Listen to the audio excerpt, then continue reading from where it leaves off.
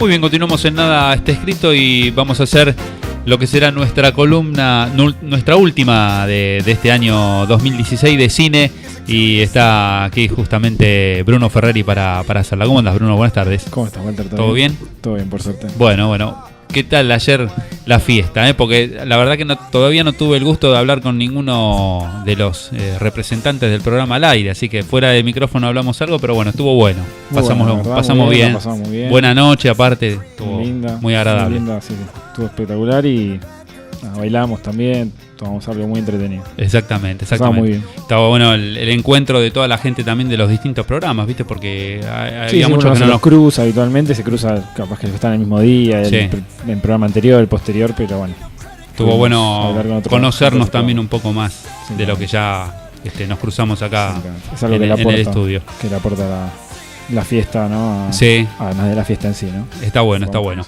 Bueno, vamos a hablar de una película... Sí. qué sé yo, ¿cómo puedo decir? Es símbolo de los años 80, ponele. Clásica. Sí, exactamente, es un clásico. Por eso decidí hoy arrancar de modo diferente la columna y poner de entrada este tema y no habitualmente el que suena de Chaplin.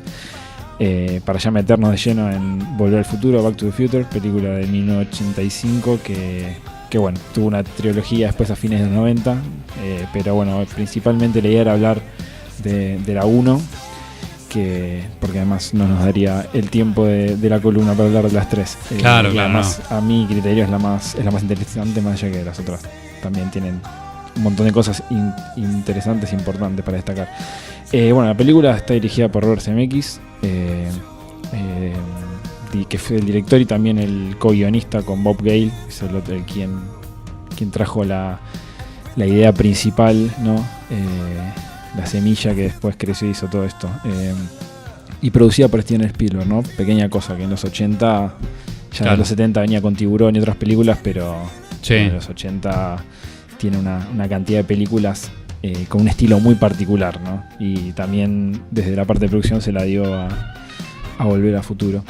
Bueno, la peli es una peli de ciencia ficción, de acción, de romance, tiene de todo un poco, ¿no? Claro, es un mix, comedia, un poquito de todo. Claro. Tiene mucho de comedia, mucha crítica, quizás a esa época de los 80 y también en los años 50 en Estados Unidos, que bueno, hay cosas que obviamente uno le queda fuera porque no es de allá, pero bueno, son bastante universales. ¿no? Bastante fáciles de comprender. Eso también lo que lo hace que haya tenido tanto éxito la película, ¿no? Bastante universal los temas que toca o los chistes que trata. Los protagonistas, bueno, el principal que hace de Marty es Michael Fox. Después tenemos a Christopher Lloyd, que hace de Brown, de Emmett Brown. A Chris Glover, que es George McFly, el padre de él. A Leah Thompson, que hace de Lorraine, la madre. Y a Thomas Willis, que es quien hace de Biff, ¿no? Así como el antagonista. Claro. Y bueno, básicamente la peli, para quien no haya visto, habla sobre un adolescente que está en el último año de la escuela y bueno, accidentalmente es transportado en el tiempo, al pasado, y bueno, básicamente mete la pata, por decirlo de una manera, y tiene que remediar todo esto, ¿no? Claro. Para poder intentar volver a su presente, que es el año 1985, ¿no?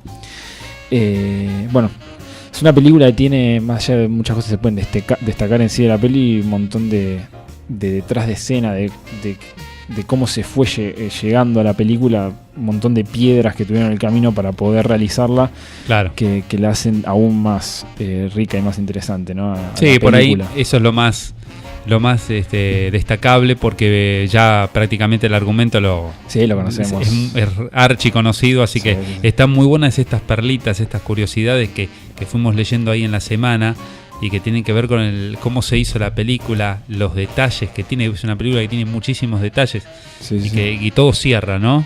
Todo cierra, terminó cerrando bien, podría no haber sido así, pero bueno, desde todo, por ejemplo, desde la concepción del guión, uno puede hablar de que a Bob Gale, el co-guionista que hablaba antes, se le ocurrió la idea principal un día que fue a visitar a los padres y y se encontró con esta cosa que tienen los norteamericanos, los estadounidenses norteamericanos, que tienen el anuario, esta cosa como de que con las fotos de ellos de fin de año, donde se firman, no sé qué, y encontró que el padre de él había sido presidente de su clase o de su año.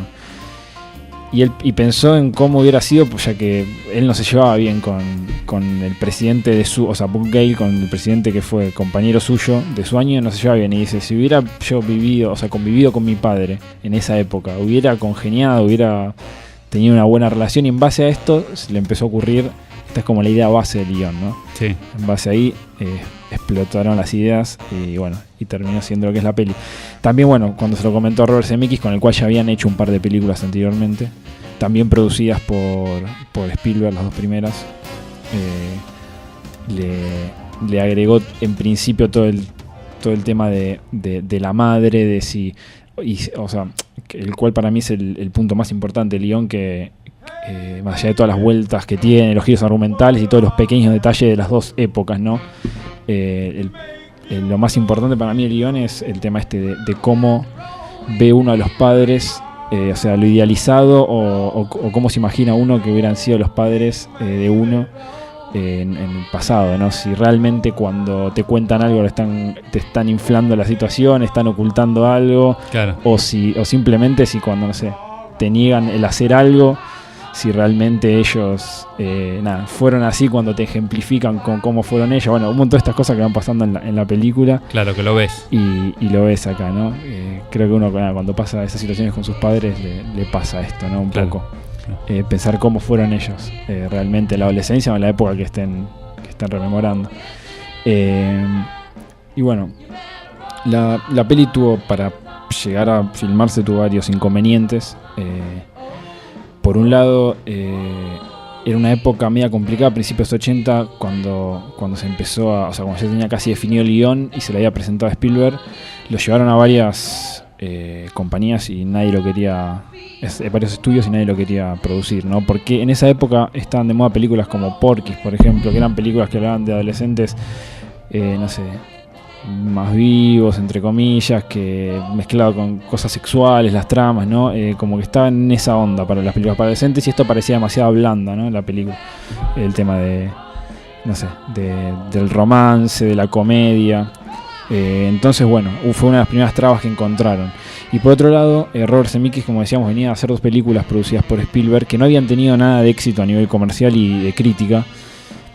Y el mismo Zemeckis decía que tenía miedo de hacer una tercera película y que hacerla con mucha presión, que no le den la plata que él necesitaba para hacer la película, que no le den las libertades que él necesitaba para hacer la película, este guión que lo habían concebido como decía antes, entre Bob Gale y él.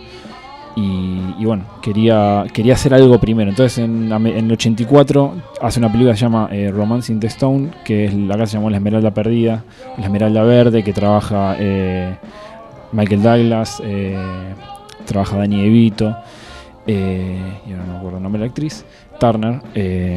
Y bueno, la película tiene mucho éxito a nivel comercial y a nivel de críticas, entonces esto le da como una buena espalda a Zemeckis para encarar este proyecto nuevamente producido por Spielberg, donde bueno, tiene sus libertades, consigue la plata que... Pasa que era una idea también media loca, ¿no? Sí, el tema del viaje del hablado. Tiempo, era bastante delirante por ahí en algún punto, y había que invertir mucho dinero. Sí, entonces, uno de los temas que también por los cuales no querían ya de entrada producírselo eran por el tema del nombre de la película, que decían que una película con la palabra future en el título nunca había tenido éxito, y que las películas en general de viaje del tiempo no habían sido muy exitosas. Claro. Tenía un público muy limitado, ¿no? También había, digamos, la máquina del tiempo, que todos conocemos que es un auto, había sido una heladera, ¿no? Algo así tengo entendido, Había ¿no? arrancado siendo así. La idea principal era que sea una especie de refrigerador. Claro, que se metía adentro. Claro, y por había un tema de como de alguna reacción así nuclear o algo que lo transportaba en el tiempo. Pero claro. bueno, primero que no les terminó gustando la idea al final, y además decían que, entre otros, medio en broma, como que los chicos capaz que iban a tratar de imitarlo metiéndose en la heladera, Claro, ¿no? que era peligroso, sí. Era peligroso. Sí. Entonces no quisieron, y además querían algo que tenga ruedas, que se pueda transportar, ¿no? Al lugar que sea transportar en el tiempo, también se pueda mover, ¿no? En ese Claro. lugar temporal en el que esté. Así que sí, ese fue uno de los grandes cambios. Tuvo muchos cambios, desde pequeños detalles como, no sé, que la mascota en un principio iba a ser un mono y después terminó siendo Einstein, que es el perro Sí, que se sí. conoce, hasta, bueno, cosas como el título, que en una época le plantearon cosas como llamarlo astronauta de Plutón, que hay una parte muy particular en el cual Marty McFly le hace escuchar a su padre una cinta de Van Halen. Sí. Y bueno, hay una historieta ahí, no quiero adelantar mucho por si alguien no la vio todavía la película, pero bueno, tiene que ver, ahí hay un chiste, un doble sentido con la persona que les planteó en su momento este nombre, ¿no? Para la película. Y el actor también, ¿no? El que actor no es fue importantísimo. Sí. de arranque Michael Fox, Exactamente. fue otro actor. Sí, Eric Stoltz era el actor que si han visto Pulp Fiction, película que hemos traído también acá para Sí, hablar, sí. el personaje colorado que le vende, o sea, el dealer de Vincent, ¿cómo es? No me sale el nombre, John Travolta, Sí. es el mismo chico que en un principio hizo las primeras escenas, grabó durante un tiempo la Claro. película, porque la primera opción era Michael Fox, pero estaba haciendo otra serie que se llama Family Ties en esa época. Claro, sí. Desde el 82 hasta el 89, una serie de mucho éxito en Estados Unidos que le dio varios premios a él y todo. Y los productores, ¿no? Como se superponían y había una fecha de entrega de la película, querían sí o sí que esté Michael Fox haciendo la serie y no se lo querían ceder. Entonces tuvieron que hacer otro casting y arrancar con este chico, que era otra de las opciones, ¿no? Claro. Y Tuvieron que filmar todo de vuelta. Claro. O sea, todo lo que se había filmado. Habían arrancado filmando como 5 semanas, ya tenían como casi 2 secuencias terminadas y se dieron cuenta todos que no, desde los productores hasta CMX, que no congeniaban. Estaba haciendo una actuación muy, muy dramática, que no iba con el tono de la comedia, o sea, demasiado seria. Entonces decidieron hacer esfuerzo y Michael Fox empezó a filmar en los días de semana de noche, Claro. y los fines de semana filmaban las escenas de día, ¿no? Dormía 2 o 3 horas. Bueno, él mismo cuenta todas esas anécdotas que son terribles, pobre. Una explotación. Claro, pero Muy bueno, infantil porque era ya grande, tenía 25 años cuando hizo la película. lo que le valió, ¿no? La fama mundial, ¿no? Porque quedar lo ahí catapultó eternamente. Sí. al éxito. Después de eso fue lo más exitoso, creo yo, que hizo, ¿no? Porque otra cosa no recuerdo. Sí, ha hecho La saga de Volver al Futuro. películas, no. ha trabajado también en serie. Sí. Bueno, esta serie que decíamos Family Ties fue muy, muy conocida en Claro. Estados Unidos y tuvo mucho éxito, pero sí, a nivel, A nivel masivo. A nivel de Back to the Future, no. Fue lo más importante. Sí, exactamente. Bueno, tema de la música es muy importante, que escuchamos al principio abriendo con Power of Love, y ahora escuchamos de fondo estos temas de los años 50, ¿no? Que es esta época a la cual se transporta Michael Fox, Martin, el personaje. Uno podría como dividirla en 3, si quiere, la banda de sonido. Por un lado, todos estos temas como Earth Angel o Johnny B. Good, todos estos temas que acompañan a la trama en los años 50, ¿no? En las diferentes fiestas de graduación, en el bar, en los diferentes lugares, que le dan acompaña muy bien al ambiente, ¿no? Que es generado desde la escenografía y de los miles de detalles que tiene Sí, de la esa estética, época. todo La está estética, ambientado. los autos, la Sí. vestimenta, todo. Por un lado están esos temas. Después también están los temas en los 80, que son justamente los de Huey Lewis and the News, que son este tema Power of Love y Back in Time, que bueno, le dan un aire mucho más ochentoso, ¿no? A Sí. esta banda que era media ignota, media desconocida para la época, hizo estos 2 temas y se catapultó, y también le dio como identificó a la película. sello. Un sello, sí, exactamente. Un sello muy particular. Sí, un sello musical que vos escuchás y decís Volver al Futuro, ¿no? Exactamente. Que por Sí, supuesto es Huey Lewis and the News y bueno, que tienen su trabajo también, por supuesto, discográfico, Sí. y hasta siguen actuando, porque hace poco hicieron un especial también en Estados Unidos en el programa muy famoso, no recuerdo el conductor, ahora el nombre, pero bueno, trajeron a las figuras de Volver al Futuro, una rememoración. Y bueno, tocó Huey Lewis and the News, estuvo por supuesto Michael Fox y el doctor Emmett Brown también haciendo ahí una pequeña escena, y bueno, muy, muy gracioso, estuvo muy divertido. Sí, es una banda que después, pero bueno, en ese momento no era tan conocida y la catapultó Creo que de Jimmy Fallon el programa. Sí, el de Jimmy Fallon. Exactamente, ahí está. Sí. Y bueno, y por otro lado, la música de mucho más orquestada, mucho más instrumental, que también es marca registrada de la película, a cargo de Alan Silvestri, que es el compositor que ya había trabajado también con Robert Zemeckis en esta peli que hablamos anteriormente, Romancing the Stone. Y bueno, lo trajo también para que la banda de sonido, y fue algo para la época impresionante porque casi utilizó 100 artistas, 100 músicos, es una orquesta de 100 músicos para hacer la banda de sonido, algo que no se había hecho casi hasta el momento. Y nada, y también realza todos los momentos de drama, de tensión, de suspenso, muchas escenas en las cuales pasan ciertas cosas con suspenso, y capaz que la música uno puede prestar atención como se va elevando hasta llegar casi al clímax de la escena. Sí, está muy bueno, plano, una presencia sonora muy importante tiene. Sí. Si le prestas atención te das cuenta, sí, ese detalle. Y bueno, otra cosa muy importante también es todo lo que tiene que ver con esta ciudad, esta Hill Valley, que es la ciudad que recrean tanto en 1985 como en el 55.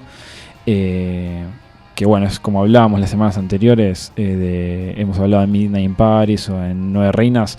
Es una ciudad que también está ahí presente, es un personaje más en la película, claro, por todos estos detalles que se mencionan en los 80 y después se vuelven a mencionar o a contradecir o a complementar en los años 50, ¿no? Claro. Y es muy interesante porque es una ciudad que la reconstruyeron en los estudios de Universal de cero, no es una ciudad real que exista. Eso es un buen dato. Porque no, por lo que contaba uno, viendo así videos de making of y todo, Bob Gale decía que no conseguían una ciudad que se preste a ser modificada como querían hacer ellos de los 80 a los 50 de cero. Había que, como se ve en la película, cada detalle había que modificarlo y nadie lo quería hacer. Y por ejemplo, algo muy bueno, si uno presta atención, yendo un poquito más a las cosas estéticas o a los tipos de plano que utiliza CMX, es que ya desde los planos de los 80 vos podés notar como en el fondo, habitualmente en este recorrido a través de la plaza principal, que es donde está el reloj, que va a tener mucha importancia también en la historia, siempre en el fondo podés ver cómo se ve este reloj, se ven los diferentes, no sé, capaz que tiene presencia el bar, en verdad es como una especie de gimnasio que después en los 50 anteriormente fue un bar, o lo mismo se ven los carteles de las películas de cine mostrándote el tipo de películas que había en esa época después en los 50 también.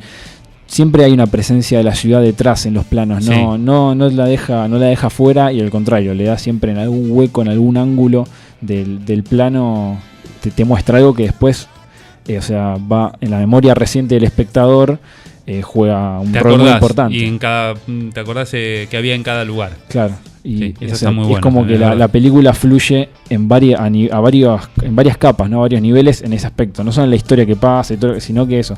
Visualmente es muy rica porque constantemente están comparando las dos épocas, ¿no? Lo que vos ya viste, cómo era en los 50. Exacto. Eso es muy interesante. Después, algo también que le juega muy, muy a favor a la película, y obviamente fue muy pensado, es el tema de la iluminación.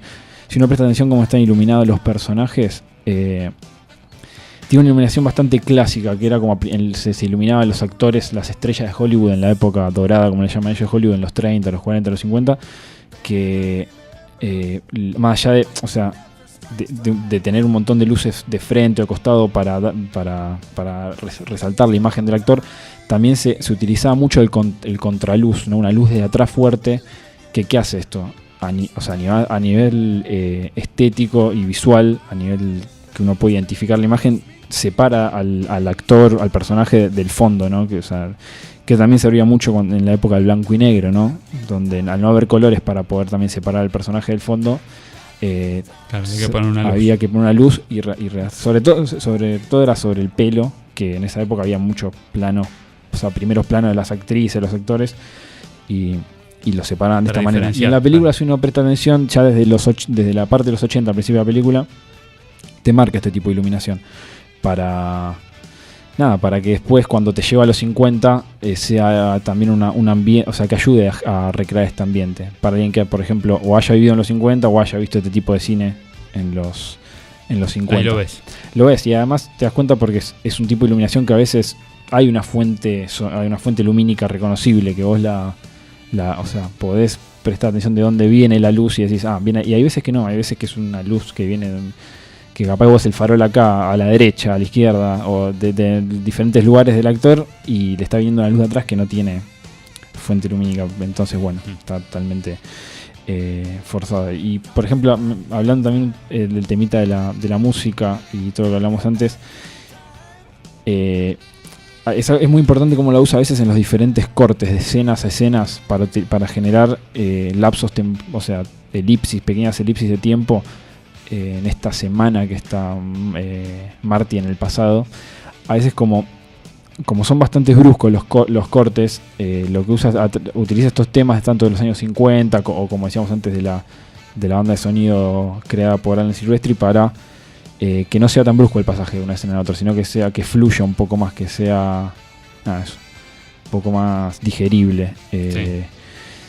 Así que bueno, son pequeñas cositas, los movimientos de cámara también que hay constantemente, son sutiles y leves, pero es una película con bastante movimiento, y sobre todo en los momentos que quiere resaltar algún diálogo, que vos prestes atención. Esto es muy interesante, sobre todo, por ejemplo, un caso puntual, cuando Lorraine habla de cómo se conocieron los padres en el pasado, en los 50. Si vos prestás atención, la cámara se empieza a acercar muy, muy lentamente a ella, ¿no? Como una especie de traveling. Así que nada, bueno, es interesante eso, ver cómo en esos momentos en los cuales quiere que vos le prestes atención, porque va a haber información que después va a ser relevante en la historia, te la acerca lentamente para que nada, centres la atención y realzar el momento, la importancia de lo que está diciendo. Y para cerrar, traje un tema de Eric Clapton, sí, que se llama 10 Long Years, que es de un disco que se llama From the Cradles. ¿Por qué traje este tema de Clapton? Hay un tema en la banda de sonido de Volver al Futuro que es de Clapton, que es de una escena muy particular en la cual están en la... no quiero adelantar mucho, hay como una especie de vagabundo, de ciruja durmiendo en la plaza, y hay una radio que él tiene arriba y se escucha este tema, muy poquito, muy de fondo, así sí, muy, de unos yo sé segundos. que pensé que era Phil Collins en un momento, por esa parte, pero bueno, ahora me sacas la duda. Es un estilo muy, muy particular, de Clapton ochentoso, antes de... Es medio reggae, ¿no? Sí, Clapton tiene una influencia, sí, de hecho ha hecho versiones de jazz, sí, claro, de tema de Bob Marley. Sí. Pero bueno, sí, es una época medio ochentosa rara de Clapton, y bueno, hay un tema que se llama Heaven is on the Step Away, que es el tema que suena, pero bueno, no es un tema muy lindo, y preferí traer este de 10 Long Years de este disco para cerrar, y es un tema que a mí me gusta mucho, y cerrar el año de la columna con este tema. Exactamente. Bueno, queda todo dicho, entonces vamos a disfrutar de este tema. Muchísimas gracias, Bruno, por la columna, y bueno, seguramente nos estaremos encontrando el año próximo para seguir hablando de cine. Gracias a vos, Walter.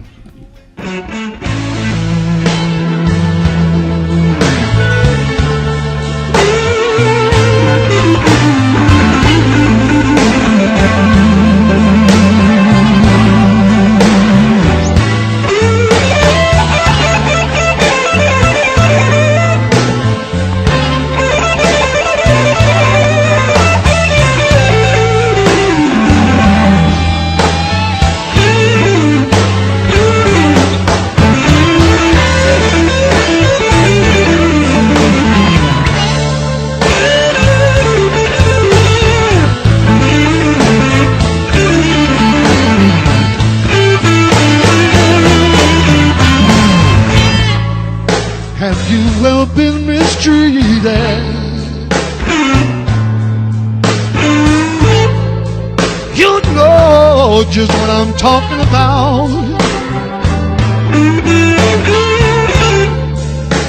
Have you ever been mistreated? You know just what I'm talking about.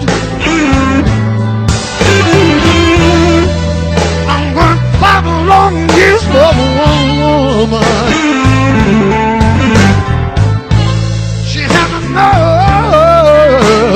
To put me out.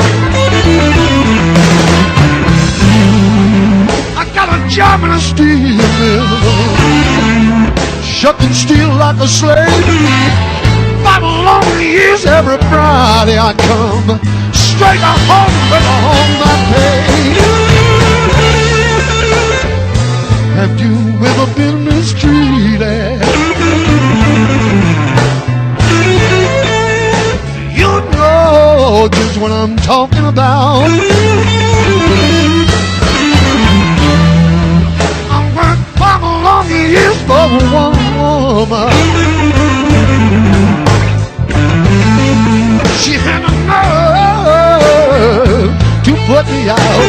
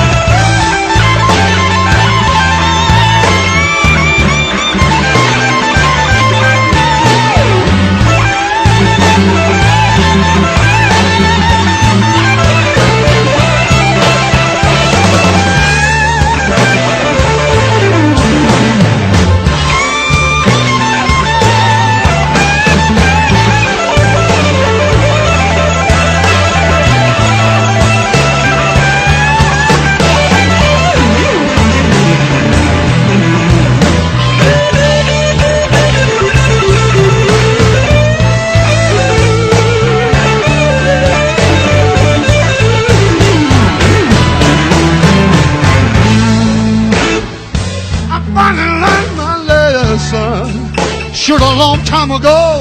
The next woman that I marry, she gonna work and bring me to gold. Have you ever been mistreated? You know just what I'm talking about. I worked 1 long year for one woman. She had the nerve, she had the nerve, she had the nerve, she had the nerve to put me out.